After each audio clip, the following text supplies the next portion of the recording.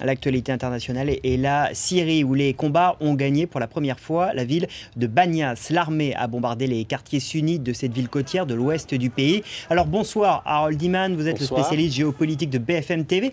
Est-ce que c'est le signe que le régime avance ou au contraire qu'il se retranche ? C'est clairement une avancée qui était préparée depuis longtemps et qui se fait millimètre par millimètre et à grand renfort d'artillerie et d'aviation. Donc, dans le quartier ouest de Damas, on reprend des sections, des secteurs. Dans Homs, vous vous souvenez des batailles de Baba Amr? Eh bien voilà qu'on revient dans cette zone. À Alep aussi, on ne recule pas. Et même, on avance de quelques centaines de mètres vers les zones tenues par l'opposition.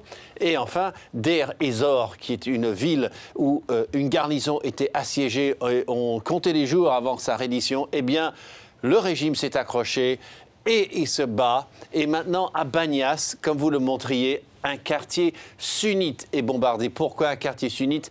Parce que dans la logique qu'on attribue à Bachar al-Assad, il essaye d'enlever toute présence sunnite hostile dans cette bande côtière afin peut-être un jour de se replier avec son groupe religieux à lui, les Alaouites. Qu'en est-il des rebelles, Harold? On sait que les États-Unis envisagent pour la première fois publiquement de les armer.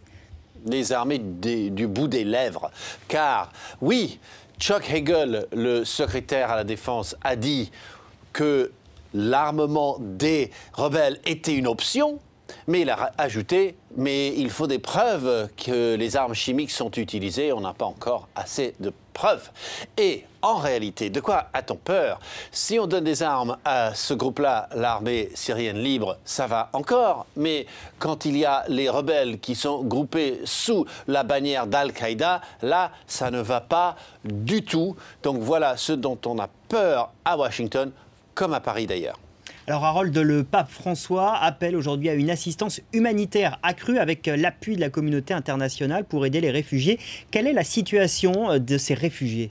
Catastrophique, c'est le seul mot. On ne pouvait pas imaginer 1,4 million de réfugiés syriens à l'extérieur des frontières. C'est ça, un réfugié au sens légal.